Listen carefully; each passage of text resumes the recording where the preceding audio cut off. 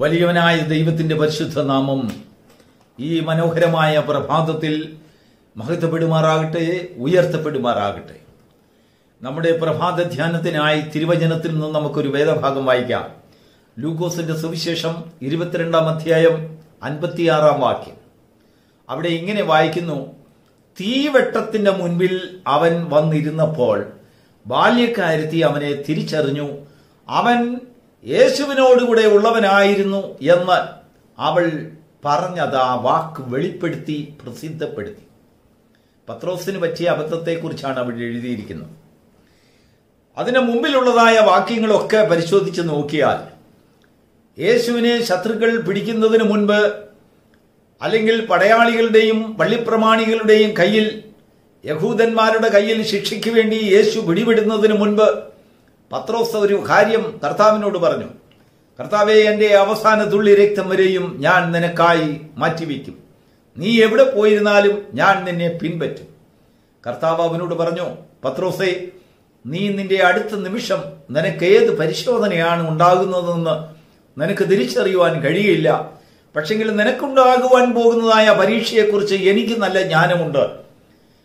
ഇന്ന് കോഴി കൂകുന്നതിന് മുൻപ് നിനക്കെന്നെ 3 പ്രാവശ്യം തള്ളിപ്പറയേണ്ടതായിട്ടുണ്ട്. പത്രോസിന് അത് വിശ്വാസമായിരുന്നില്ല. അത് തന്നെ കർത്താവിനെ തള്ളിപ്പറയുന്ന ഒരു അനുഭവം തന്റെ ജീവിതത്തിൽ ഉണ്ടാകുമോ എന്ന് പത്രോസ് തന്നെ അവനെ സംശയിച്ചു.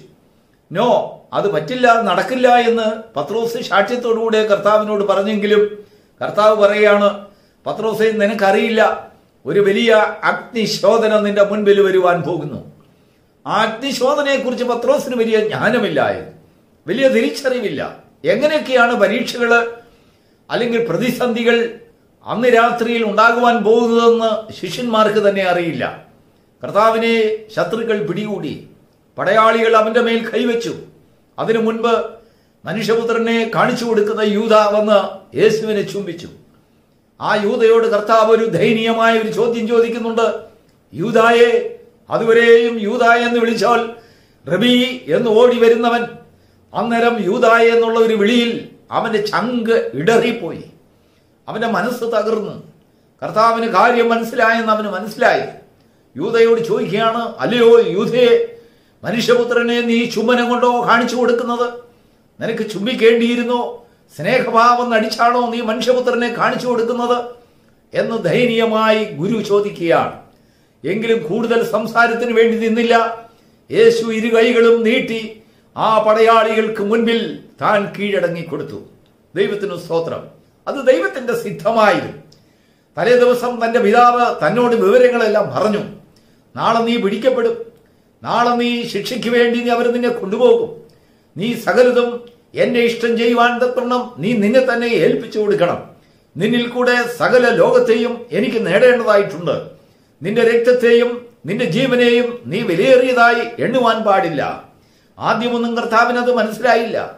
അങ്ങനെയുള്ള ഒരു പരീക്ഷ തന്റെ ജീവിതത്തിൽ ഉണ്ടാകുമെന്ന് പത്രോസിന് വിശ്വസിക്കുവാൻ പോലും കഴിഞ്ഞിരുന്നില്ല. എങ്കിലും ആ പരീക്ഷയുടെ ആ വ്യക്തമായ ഒരു കാഴ്ചപ്പാട് തന്റെ പിതാവ് പുത്രന് കൊടുത്തു കഴിഞ്ഞപ്പോൾ തന്റെ ഹൃദയം വിശാലമാകുവാൻ തുടങ്ങി. തന്റെ പിതാവിന് തന്നെ കുറിച്ചുള്ളതായ ഉദ്ദേശം, തന്നെ എന്തിനു വേണ്ടി ഭൂമിയിൽ അയച്ചത്, അല്പനാളുകൾ മാത്രമേ തന്നെ മുൻപിൽ ഇനിയും ഉള്ളൂ, അത് കർത്താവിന്റെ ദൈവത്തിന്റെ പിതാവിന്റെ ഇഷ്ടം ചെയ്യുവാൻ വേണ്ടി മാത്രമാണെന്ന് യേശു അവിടെ കടന്ന് വിശ്വസിക്കുവാൻ തുടങ്ങി. ദൈവത്തിന് മഹത്വം. ഇവിടെ ഇതാ കർത്താവിന്റെ പരിശോധനയേക്കാൾ കൂടുതൽ ഒരു വലിയ പരീക്ഷ പത്രോസ് നേരിടുകയാണ്. പത്രോസ് യേശുവിനെ പിടിച്ചതിന് ശേഷം അവിടെ ഇവിടായി പത്രോസ് ചുറ്റിപ്പറ്റി നടന്നു. എങ്ങനെയെങ്കിലും രക്ഷപ്പെടണം, ആ ഏരിയയിൽ നിന്ന് എങ്ങനെയെങ്കിലും ഓടി രക്ഷപ്പെടണം. പക്ഷെങ്കിൽ ഉടനെ എങ്ങനെയാണ് പോകുന്നത്? അവൻ എന്ത് സംഭവിക്കും? ഒരു പക്ഷെങ്കിൽ ഈ പടയാളികൾ യേശുവിനെ തിരിച്ചു വിട്ടാലോ? അങ്ങനെയെങ്കിൽ ആ കർത്താവ് വിടുവിക്കപ്പെടുന്നതിന് മുൻപ് പോകുന്നത് തെറ്റല്ലേ? അപ്പോൾ പത്രോസ് അവിടെ നിന്നു, ചുറ്റിപ്പറ്റി നിൽക്കുകയാണ്. പല രീതിയിൽ അവൻ ഭാവിച്ചു. അവന്റെ നടനം പല രീതിയിൽ ഉപായങ്ങൾ പ്രയോഗിച്ചു. കർത്താവ് പറഞ്ഞതെല്ലാം പത്രോസ് മറന്നുപോയി. വെപ്രാളം മനസ്സിൽ കയറി. അവിടെ ഇവിടായി പാത്ത് നിന്നു.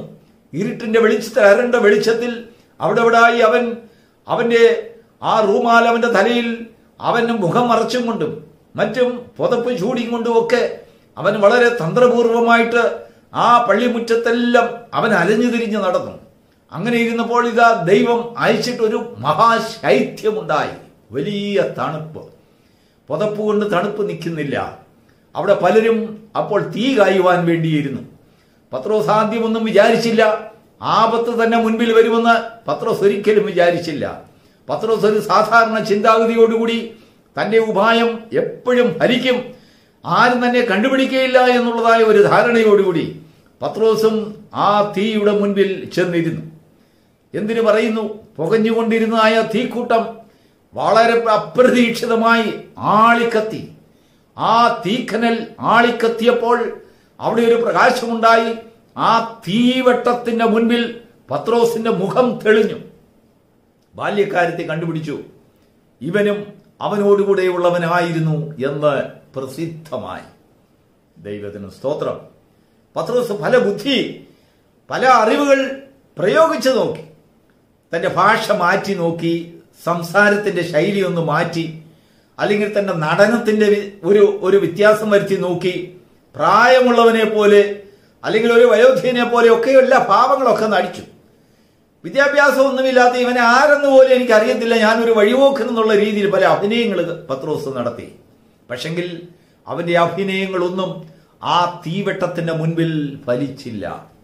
തീവെട്ടം അവൻ ആരെന്നുള്ളത് വെളിപ്പാട് കൊണ്ടുവന്നു, അവനെ വെളിപ്പെടുത്തി. അവൻ യേശുവിനോടുകൂടെ ഉള്ളവനായിരുന്നു എന്ന് തീവെട്ടത്തിൽ അവനെ തിരിച്ചറിഞ്ഞു. ദൈവത്തിന് മഹത്വം ഉണ്ടാകട്ടെ. ഇന്ന് ഈ പ്രഭാതത്തിൽ ദൈവത്തിന്റെ ആത്മാവൻ അതിൽ നിന്ന് നമ്മോട് ഒരു കാര്യം പറയുവാനുണ്ട്, സന്ദേശം തരുവാനുണ്ട്, ബുദ്ധിയുപദേശം തരുവാനുണ്ട്. നമ്മൾ എത്ര മറച്ചാലും ഒരു പരിധി വരെ മറയ്ക്കാൻ കഴിയത്തുള്ളൂ, ഒരു പരിധി വരെ നമുക്ക് മറഞ്ഞിരിക്കുവാൻ കഴിയുകയുള്ളൂ. എന്നാൽ ദൈവം താൻ നമ്മോട് പറഞ്ഞതുപോലെ ദൈവത്തിന്റെ ഹിതത്താൽ, ദൈവത്തിന്റെ കൽപ്പനയാൽ, ദൈവത്തിന്റെ നടത്തിപ്പിനാൽ ഒരു സമയത്ത് സകലതും വെളിവാകും. ദൈവം ഒരു കാര്യം വെളിപ്പെടുത്തുമ്പോൾ അത് പൂർണ്ണമായി വെളിപ്പെടുത്തും, അല്പാൽപമായിട്ടല്ല, പൂർണ്ണമായി വെളിപ്പെടുത്തും. അതുവരെയും പത്രോസിന് ദൈവത്തിന്റെ കൃപ കൊടുത്തു. അവൻ അവിടെ ഇവിടെ ചുറ്റിപ്പറ്റി നിന്നു. പക്ഷെങ്കിൽ കർത്താവ് പറഞ്ഞതുപോലെ ആ കോഴി കൂകുന്നതിന് മുൻപ് 3 പ്രാവശ്യം യേശുവിനെ തള്ളിപ്പറയേണ്ടതായ വലിയൊരു നിർഭാഗ്യമായ ഒരവസ്ഥയിലേക്ക് പത്രോസ് താണുപോയി. ദൈവത്തിനും സ്തോത്രം. ഈ തരുണത്തിൽ അപ്പോസ്തലനായ പൗലോസ് കൊരിന്ത്യ സഭയ്ക്ക് എഴുതിയ 1-ാം ലേഖനം 3-ാം അധ്യായത്തിന്റെ 13-ാം വാക്യത്തിൽ അപ്പോസ്തലനായ പൗലോസ് ഇങ്ങനെ പറയുകയാണ്: നിങ്ങളുടെ പണികൾ പൊന്ന്, വെള്ളി, അല്ലെങ്കിൽ വിലയേറിയ വസ്തുക്കൾ, മരം, അല്ലെങ്കിൽ മറ്റു വൈക്കോല് എന്നിവ കൊണ്ടൊക്കെ ആയിക്കൊള്ളട്ടെ. നിങ്ങൾക്ക് ഇഷ്ടം പോലെ നിങ്ങൾക്ക് പണിയാം. വിശ്വാസ ജീവിതത്തിൽ, നിങ്ങളുടെ ആത്മീയ ജീവിതം നിങ്ങൾക്ക് ഇഷ്ടം പോലെ പണിയാം. നിങ്ങൾക്ക് അതിനുള്ള സ്വാതന്ത്ര്യങ്ങൾ തന്നിട്ടുണ്ട്. ഇന്നതേ ഉപയോഗിക്കാവൂ എന്ന് നിങ്ങൾക്ക് അതിന് നിഷ്കർഷതയൊന്നുമില്ല. പക്ഷെങ്കിൽ നീ ഏതുകൊണ്ട് പണിയുന്നു എന്നുള്ളത് വെളിപ്പെടുത്തുവാൻ ഒരു അഗ്നി പരിശോധന ഉണ്ടാകും, ഒരു അഗ്നിയുടെ വെളിച്ചമുണ്ടാകും. ഒരു തീവെട്ടത്തിന്റെ മുൻപിൽ നമ്മെ കൊണ്ടുവരുമ്പോൾ നാം ആരെന്നുള്ളതായ ഒരു വെളിപ്പാട് അവിടെ, അല്ലെങ്കിൽ അവിടെ ഒരു പ്രത്യക്ഷത ഉണ്ടാകും. നമ്മെക്കുറിച്ചൊരു പ്രസിദ്ധീകരണം ഉണ്ടാകും, നമ്മെക്കുറിച്ചുള്ളതായ ഒരു വിളംബരങ്ങൾ ഉണ്ടാകും, നമ്മളെക്കുറിച്ചുള്ളതായ ദൈവത്തിന്റെ പദ്ധതി അവിടെ തുടക്കമിടുകയായിരിക്കും. ദൈവത്തിന് സ്തോത്രം. എന്നാൽ പത്രോസിനോട് കർത്താവ് ഒരു വാക്ക് പറഞ്ഞിട്ടുണ്ട്: നീ തിരികെ വരുമ്പോൾ എന്റെ ആടുകളെ മേയ്ക്ക. അങ്ങേപ്പുറത്ത് കർത്താവിന്റെ ഒരു ദയ നമ്മുടെ മുൻപിൽ വെച്ചിരിക്കുക. പത്രോസ് ആരെന്ന് വെളിപ്പെട്ടു. ബാല്യക്കാരത്തി വിളിച്ചു പറഞ്ഞു, പ്രസിദ്ധമായി, നാണം കേടായി. പത്രോസിന് രക്ഷപ്പെടുവാൻ യാതൊരു വഴികളും ഇല്ല എന്ന് ബോധ്യമായി. എന്ന് പറഞ്ഞ് പത്രോസിനെ തള്ളിക്കളഞ്ഞില്ല. കർത്താവ് ഒരു വാക്ക് അഡ്വാൻസ് ആയിട്ട് പറഞ്ഞു: നീ 3 പ്രാവശ്യം എന്നെ തള്ളി പറയുമെന്ന് പറഞ്ഞ അതേ നാവ് കൊണ്ട് പറഞ്ഞു, നീ തിരികെ വരുമ്പോൾ, when you come back. അപ്പോൾ നിന്റെ ഒരു തിരികെ വരവിനെ കുറിച്ചുള്ളതായ ഒരു ദൈവത്തിന്റെ ഇഷ്ടം, ഒരു ദൈവത്തിന്റെ ആ പ്രവചനം, കർത്താവിന്റെ മഹാദയ ഇന്ന് രാത്രി ദൈവത്തിന്റെ ആത്മാവ് നമ്മോട് എടുത്തു കാണിക്കുകയാണ്. പലപ്പോഴും തീവെട്ടങ്ങൾ നമ്മെ ആരെന്ന് വെളിപ്പെടുത്തി കാണും. നമുക്ക് ലജ്ജയുണ്ടായി കാണും, ഭാരങ്ങൾ ഉണ്ടായി കാണും. നാം മറ്റുള്ളവരുടെ മുമ്പിൽ കുറഞ്ഞവനെന്ന് നമുക്ക് തന്നെ തോന്നിക്കാണും. തെറ്റുപറ്റിപ്പോയി എന്ന് നമുക്ക് ബോധ്യമുണ്ടെങ്കിൽ ദൈവത്തിന്റെ ആത്മാവ്, കർത്താവ് നമ്മോട് പറഞ്ഞതായ മഹാദയയുടെ, കരുണയുടെ ആ വഴിയെ പരിശുദ്ധാത്മാവ് കാണിച്ചു വരുന്നു. വെൻ യു കം ബാക്ക്, നീ എന്റെ ആടുകളെ മേയ്ക്ക. ദൈവത്തിന് സ്തോത്രം. നമ്മുടെ ഒരു തിരിച്ചുവരവിനെ കർത്താവ് കാണും. നമുക്ക് ഒരുപാട് കുറ്റങ്ങളൊക്കെ പറയാനുണ്ട്. നോക്കൂ, ലൂക്കോസിന്റെ സുവിശേഷം അതിനു മുമ്പുള്ള ഒരു അധ്യായത്തിൽ നാം വായിക്കുമ്പോൾ അതിന്റെ ആരംഭത്തിൽ ചുങ്കക്കാരും പാപികളും യേശുവിന്റെ വചനം കേൾക്കുവാൻ അവിടെ വന്നു. എന്നാൽ അവിടുത്തെ പരീശന്മാരും പ്രമാണികളും ധനികരും ബിസിനസ്സുകാരും മറ്റനേക ശ്രേഷ്ഠരുമുണ്ട്. അവരാരും വന്നൊന്നും എടുത്തു പറഞ്ഞിട്ടില്ല. ഒരുപക്ഷെങ്കിൽ അവരൊക്കെ വന്നിട്ടുണ്ടായിരിക്കാം, അവരും ആ കൂട്ടത്തിലൊക്കെ കാണുമായിരിക്കാം. എന്നാൽ ദൈവത്തിന്റെ ആത്മാവ് എഴുതിയിരിക്കുന്നത് ചുങ്കക്കാരും പാപികളും യേശുവിന്റെ വചനം കേൾക്കുവാൻ വന്നു. കാരണം എന്താണെന്നറിയാമോ? അവരെ രക്ഷിക്കാമെന്നും അവരുടെ പാപങ്ങളെ പോക്കാമെന്നും അവരെ ശുദ്ധീകരിക്കാമെന്നും യേശു നിന്ന് വിളിച്ചു പറഞ്ഞത് അവർ അക്ഷരാർത്ഥത്തിൽ മുഖവിലക്കെടുത്തു. അവരുടെ ജീവിതത്തിൽ അത് പ്രായോഗികമാകുന്ന അവർ കണ്ടുപിടിച്ചു. അവരുടെ ജീവിതത്തിൽ വലിയൊരു പരിപ്രവർത്തനം ഉണ്ടാകുന്നതായി അവർക്ക് മനസ്സിലായി. എന്നാൽ ധനികന്മാർക്കും ശ്രേഷ്ഠന്മാർക്കും പരിജ്ഞാനികൾക്കും വിവേകികൾക്കും ഉന്നതന്മാർക്കും ആ വലിയൊരു സൗഭാഗ്യമുണ്ടായില്ല. ലോകത്തിൽ ദരിദ്രരായവരെ കർത്താവ് വിളിച്ച് വിശ്വാസത്തിൽ സമ്പന്നരാക്കുവാൻ തുടങ്ങി. അവിടെ വലിയൊരു പ്രവൃത്തി അവിടെ വെളിപ്പെട്ടു. നോക്കൂ, ഇന്ന് പകൽക്കാലം ഈ പ്രഭാതത്തിൽ ദൈവത്തിന്റെ ആത്മാവ് നിന്റെ കാതുകളിൽ മുഴക്കുന്ന ശബ്ദം നീ ഒന്ന് തിരിച്ചറിയുമോ? നിന്നെ തിരിച്ചറിയുന്ന ഒരു തീവെട്ടം ഉണ്ടാകും. അപ്പോൾ നീ എത്ര പാത്തിരുന്നാലും ഒളിച്ചിരുന്നാലും മറഞ്ഞിരുന്നാലും നിന്റെ വിദ്യകളൊന്നും അവിടെ പാസ്സാകാത്ത ഒരു ദിവസമുണ്ട്. ഒരു പ്രഭാതം ആ വെളിച്ചമുണ്ടാകുമ്പോൾ, തീവെട്ടം ഉണ്ടാകുമ്പോൾ നിന്നെ കുറിച്ചുള്ളൊരു വെളിപ്പാടുണ്ടാകും. ലോകം നിന്നെ തിരിച്ചറിയും. നിനക്ക് രഹസ്യത്തിൽ എല്ലായ്പ്പോഴും ഇരിക്കാൻ കഴിയില്ല. നിന്റെ ബുദ്ധിയെല്ലാം അഫലമായി പോകുന്ന ഒരു സമയമുണ്ട്. അപ്പോൾ ദൈവത്തിന്റെ വാഗ്ദത്തം നിന്റെ മുൻപിൽ വെളിപ്പെടുകയാണ്. നീ തിരിച്ചു വരുമ്പോൾ എന്റെ ആടുകളെ മേയ്ക്കാം. ഒരു തിരിച്ചുവരവിനെ നമ്മളിൽ കൂടെ ദൈവം കാണുന്നു. നമ്മുടെ ബലഹീനതകളെ കർത്താവ് അറിയുന്നു. നമ്മുടെ തോൽവികളെ കർത്താവ് അറിയുന്നു. നമ്മുടെ പാപങ്ങളെ കർത്താവ് അറിയുന്നു. നമ്മളെ അങ്ങനെ അങ്ങ് വിട്ടുകളയുകയല്ല. കണ്ടോ, അവൻ ഞാൻ പറഞ്ഞതുപോലെ പോയി അടിപ്പെട്ടു എന്ന് പറഞ്ഞ് കർത്താവ് നമ്മെ തള്ളിക്കളയുകയില്ല. മനുഷ്യർ നമ്മെ തള്ളിക്കളയും. മനുഷ്യർ നമ്മെ നിന്ദിക്കും, നമ്മെ പരിഹസിക്കും, നമ്മെ എന്തെല്ലാമാ പറയുന്നത്. ഒന്ന് അങ്ങനെയുള്ള ഒരു പത്രോസിന് പറ്റിയതായ ഒരു അബദ്ധം നമുക്കൊന്ന് വന്നു നോക്കട്ടെ. അയ്യോ, ലോകത്തെങ്ങും ജീവിക്കാനൊക്കത്തില്ല, നാട്ടിലെങ്ങും ജീവിക്കാനൊക്കത്തില്ല. വളരെയധികം നാണം കെട്ട വാർത്തകൾ ഓരോന്നോരോന്നായി വെളിയിൽ വരും. കേൾക്കുന്നവര് അവരുടേതായ സ്വല്പം കൂടെ അതിന്റെ കൂടെ ചേർത്ത് പോകും. ഒടുവിൽ അങ്ങനെ വന്ന് കാക്കയെ ഛർദ്ദിച്ചതുപോലും അങ്ങനെയുള്ളതായ പേരുകളെല്ലാം വരും. സാരമില്ല, കർത്താവ് നിനക്ക് അഡ്വാൻസ് ആയിട്ട് ഒരു കാര്യം പറഞ്ഞിട്ടുണ്ട്. നിനക്ക് തിരിച്ചു വരുവാൻ ഒരു സമയമുണ്ട്. നീ തിരികെ വരുമ്പോൾ ദൈവത്തിന് സ്തോത്രം. പത്രോസ് അതെല്ലാം കർത്താവ് പറഞ്ഞതെല്ലാം മറന്നുപോയി. എങ്കിലും ഇന്ന് ഒരു ദിവസം തീവെട്ടം അവനെ വെളിപ്പെടുത്തി അവനെ താഴ്ത്തി കളഞ്ഞെങ്കിൽ, വേറൊരു ദിവസം പരിശുദ്ധാത്മാവിന്റെ മിന്നുന്ന ശക്തി അവന്റെ മേൽ ഇറങ്ങി വന്നപ്പോൾ അവനിൽ വേറൊരു രൂപാന്തരം ഉണ്ടായി. അതേ ബാല്യക്കാരത്തി തിരിച്ചറിഞ്ഞതായ ആ പത്രോസിനെ ഇത് മുഖശോഭയുള്ളവനായി, അധികാരങ്ങൾ ഏൽപ്പിക്കുന്ന ഒരു മനുഷ്യനായി ദൈവത്തിന്റെ ആത്മാവ് അവനെ രൂപാന്തരപ്പെടുത്തി. അവന്റെ ജീവിതത്തിൽ അനുതാപമുണ്ടായി, അവന്റെ ജീവിതത്തിൽ തിരിച്ചുവരവുണ്ടായി. ഒരു രാത്രിയിൽ അല്ലെങ്കിൽ ഒരു പ്രഭാതത്തിൽ നീ കുറ്റവാളി എന്ന് തീവട്ടങ്ങൾ വെളിപ്പെടുത്തിയെങ്കിൽ, വേറൊരു പ്രഭാതത്തിൽ ഇതാ ഉന്നതത്തിൽ നിന്നൊരു അത്യന്ത ശക്തി നിന്റെ മേൽ ആവസിച്ചപ്പോൾ നിന്റെ ശക്തി, നിന്റെ മുഖം പ്രകാശിക്കാൻ തുടങ്ങി, വെട്ടിത്തിളങ്ങുവാൻ തുടങ്ങി. മറ്റുള്ളവർ നിന്നെ ദൂതനെ പോലെ കണ്ടു. ദൈവത്തിന് സ്തോത്രം. ഇതാണ് ദൈവത്തിന്റെ മഹാസ്നേഹം.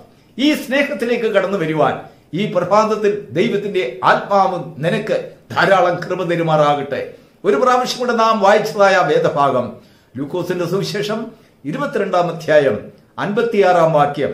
അവൻ തീവെട്ടത്തിനടുത്ത് മുൻപിലെത്തിയപ്പോൾ അവൻ ഇന്നാരെന്ന് തിരിച്ചറിഞ്ഞു. സ്തോത്രം. അതുപോലെ തന്നെ ആ തീവെട്ടത്തിനടുത്തെത്തിയപ്പോൾ തിരിച്ചറിഞ്ഞതായ പത്രോസിനെ ദൈവം തന്റെ ഉദ്ദേശത്താൽ മഹാസ്നേഹത്താൽ വിളിച്ച വിളിയാൽ അവനെ തിരഞ്ഞെടുത്ത ഒരു ദൈവത്തിന്റെ ദാസനായിരുന്നതിനാൽ ആ തീവെട്ടത്ത് നിന്ന് മനുഷ്യനിർമ്മിതമല്ലാത്തതായ വേറൊരു സ്വർഗീയ തീവട്ടത്തിന്റെ മുൻപിൽ ഇരുത്തിയപ്പോൾ അവൻ മുഴുവനായി ശുദ്ധീകരിക്കപ്പെട്ടവനായി തീർന്നു. അവൻ മുഴുവനായി ദൈവത്തിനുള്ളവനായി തീർന്നു. അവന്റെ പ്രതിഷ്ഠയിലും അവന്റെ ജീവിതത്തിൽ ഇതാ കർത്താവിന് വേണ്ടി മരിക്കുവാനുള്ളതായ ഒരു തയ്യാറെടുപ്പ് അവന്റെ ജീവിതത്തിൽ ഉണ്ടായി.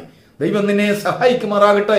പ്രത്യാശയുടെ വചനം, ആ ദൈവത്തിന്റെ സ്നേഹത്തിന്റെ വചനം ഈ പ്രഭാതത്തിൽ നിന്നെ കേൾപ്പിച്ച് നിന്നെ ആശ്വസിപ്പിക്കുവാനും സമാധാനം തരുവാനും നിന്റെ ജീവിതത്തിൽ ക്ഷീണിച്ചു പോയ സമയങ്ങളിൽ നിന്ന്, വഴികളിൽ നിന്ന് ഒരു വീണ്ടെടുപ്പ്, ഒരു ഉണർവ്, ഒരു തിരിച്ചുവരവ്, ഒരു അഭിഷേകം നിന്റെ ജീവിതത്തിൽ വരുവാൻ, ഒരു വലിയ പ്രകാശമായി നിന്റെ മുൻപിൽ അത് പ്രകാശിപ്പിക്കപ്പെടുവാൻ ദൈവമായ കർത്താവ് നിന്നെ സഹായിക്കുമാറാകട്ടെ.